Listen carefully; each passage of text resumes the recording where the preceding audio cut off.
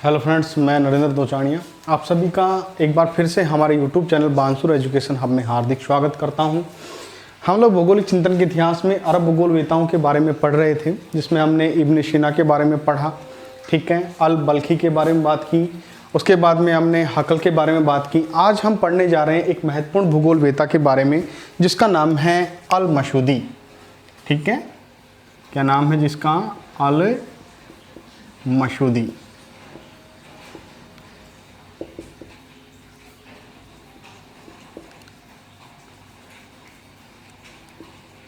क्या है?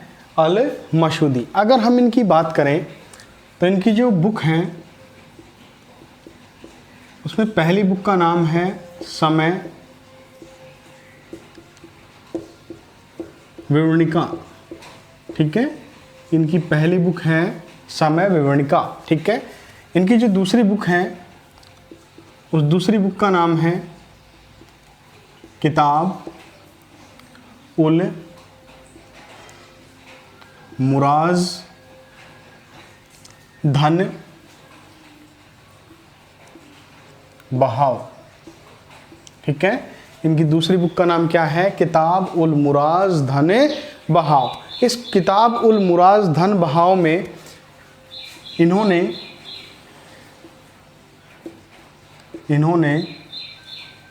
अरब प्रदेश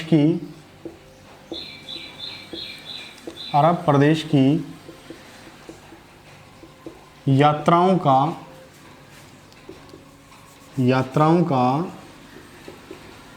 वर्णन लिखा तथा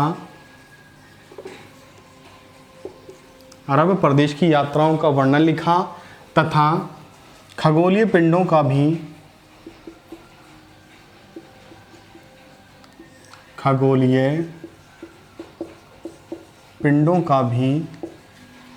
वर्णन लिखा है। खगोलीय पिंडों का भी वर्णन लिखा है। कौन सी में? किताब उल मुराज धन बहाव में इन्होंने अरब प्रदेश की यात्राओं का और साथ ही खगोलीय पिंडों का भी क्या लिखा है? वर्णन लिखा है। अगर हम आगे बात करें तो इन्होंने अल मशूदी ने पृथ्वी को गोलाकार माना। पृथ्वी को क्या माना है? गोलाकार माना है। और साथ ही बताया है कि जो पृथ्वी है, पृथ्वी ब्रह्मांड के केंद्र में स्थित है। ठीक है, पृथ्वी कहाँ स्थित है? ब्रह्मांड के केंद्र में स्थित है। ठीक है, आगे हम बात करें तो इन्होंने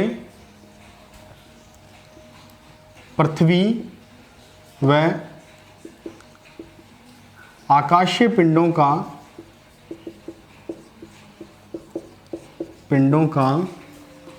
संबंध बताया। ठीक है, पृथ्वी व आकाशीय पिंडों का क्या बताया? इन्होंने संबंध बताया है। और इन्होंने विश्व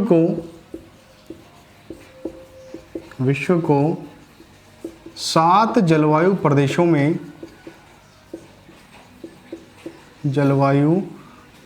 में विभाजित किया। ठीक है, विश्व को कितने प्रदेशों में? 7 जलवायु प्रदेशों में विभाजित किया है। बात करें हम अल मशूदी की तो अल मशूदी की जो बुक है, इनकी पहली बुक कौन सी है? समय विवरणिका। ठीक है, कौन सी है? समय विवरणिका है।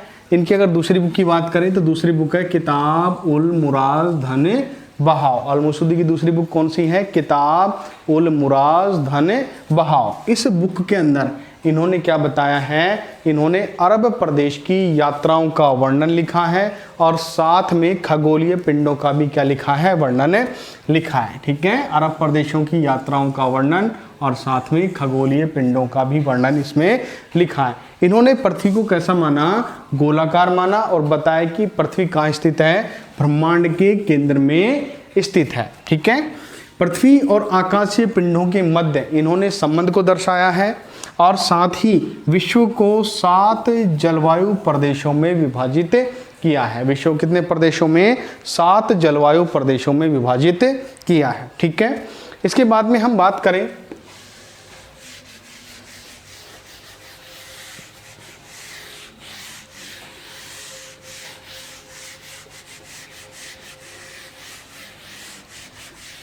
इसके बाद में नेक्स्ट अरब भूगोल वेताओं में आते हैं अल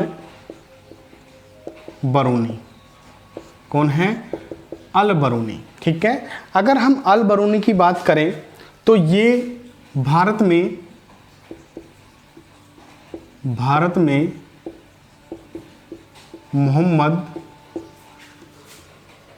मोहम्मद गजनवी के साथ आते हैं। ठीक है, गजनवी के साथ आए। ठीक है, किसके साथ आए थे? मोहम्मद गजनवी के साथ भारत में आए थे। कौन? अल बरूनी। अगर हम इनकी बुकों की बात करें तो इनकी जो पहली बुक है वो इनकी पहली बुक थी किताब उल हिंद। किताब अल हिंद। कौन सी है? किताब अल हिंद। ठीक है, नेक्स्ट बुक की अगर हम बात करें तो इनकी नेक्स्ट बुक है जवाहिरात। कौन सी है? जवाहिरात। ठीक है, इसके बाद में अगर हम बात करें तो इनकी तीसरी बुक है तारीख उल हिंद। कौन सी है? तारीख उल हिंद। इसके बाद में इनकी अगर चौथी बुक की बात करें तो इनकी चौथी बुक है अल कानून अल मशूदी। अल कानून अल मशूदी। ठीक है, इसके बाद में अगर हम बात करें तो इनकी बुक आती है किताब उल जमाहिर। कौन सी है? किताब उल जमाहिर। आगे अगर हम बात करें तो इनकी एक किताब और आती है जिसका नाम है किताब उल शैदान। कौन सी है? किताब उल शैदना। ठीक है, जो अलबरूनी था वो भारत में किसके साथ आता है? मोहम्मद गजनवी के साथ में भारत में आता है। ठीक है, इनकी अगर बुकों की बात करें डेफिनेटली एग्जामों के अंदर इन बुकों से एक क्वेश्चन जरूर आता है। ठीक है, तो इनकी बुक का क्या नाम है? किताब उल हिंद। ठीक है, किताब उल हिंद। दूसरी बुक कौन सी है? जवाहिरात। ठीक है, तीसरी बुक कौन सी है? तारीख उल हिंद। एक बुक कौन सी इनकी? अल कानून अल मशूदी। कौन सी है? अल कानून अल मशूदी। फिर है किताब उल जमाहिर। कौन सी है? किताब उल जमाहिर। इसके बाद में इनकी कौन सी बुक आती है? किताब उल शैदना। ठीक है, ये इनकी क्या है? बुक रही। आगे अगर हम बात करते हैं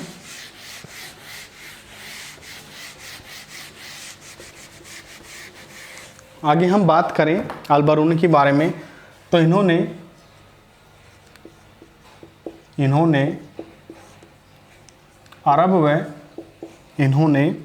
अरब तथा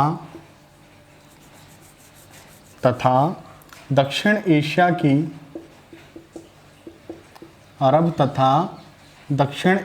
की यात्राएं की हैं। ठीक है, कहाँ कहाँ की यात्राएं की हैं? अरब तथा दक्षिण एशियाओं की इन्होंने क्या की हैं? यात्राएं की हैं। इन्होंने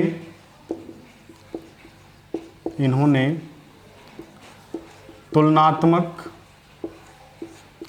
व संश्लेषणात्मक विधि पर जोर दिया। ठीक है, कौन कौन सी विधि पर? तुलनात्मक व संश्लेषणात्मक विधियों पर क्या किया? इन्होंने जोर दिया है। ठीक है, अगर इनके योगदान की बात करें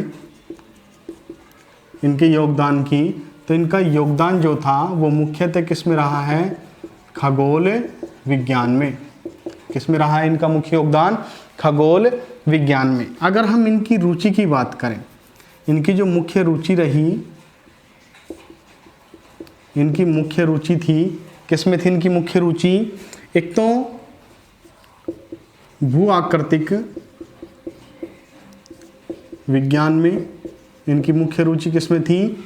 भू आकृतिक विज्ञान में, और जीव विज्ञान में। किसमें? जीव विज्ञान में क्या रही इनकी मुख्य रुचि रही है। ठीक है, आगे हम बात करें तो इनको एशिया व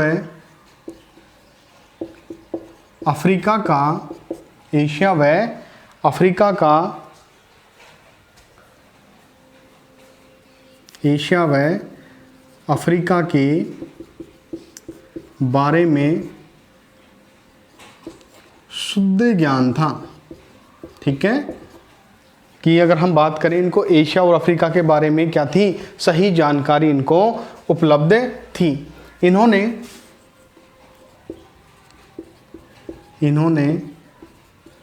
कई भारतीय ग्रंथों का अरबी भाषा में अनुवाद किया। ठीक है, अरबी भाषा में क्या किया है? अनुवाद किया है। भारतीय ग्रंथों का अरबी भाषा में क्या किया है? इन्होंने अनुवाद किया है। और ये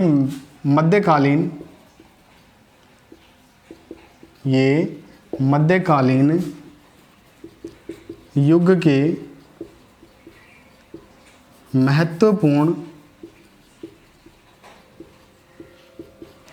महत्वपूर्ण भूगोलवेता रहे, महत्वपूर्ण भूगोलवेता रहे। ठीक है, कि अगर हम अल-बरूनी की बात करें तो इन्होंने अरब और कहाँ की? दक्षिण एशियाओं की यात्राएं की हैं, और इन्होंने तुलनात्मक व संश्लेषणात्मक जो विधियां हैं उन पर क्या रखा? जोर दिया है। ठीक है, इनका जो मुख्य योगदान था, मुख्य योगदान किस में रहा? खगोल विज्ञान में रहा है। इनकी जो मुख्य रुचि थी वो किस में थी? भूआकृतिक विज्ञान और जीव विज्ञान में इनकी क्या रही? मुख्य रुचि रही है। ठीक है, एशिया और अफ्रीका के बारे में जो इनको जानकारी उपलब्ध थी वो सही थी। ठीक है, तो इनको एशिया व अफ्रीका के बारे में क्या था? शुद्ध ज्ञान था। ठीक है, और इन्होंने कई भारतीय ग्रंथों का अरबी भाषा में अनुवाद किया है, और ये मध्यकालीन जो युग था उसके महत्वपूर्ण भूगोलवेता रहे। ठीक है, आज के लिए इतना ही। कल हम आगे अरब भूगोलवेताओं को और देखेंगे। तब तक के लिए धन्यवाद।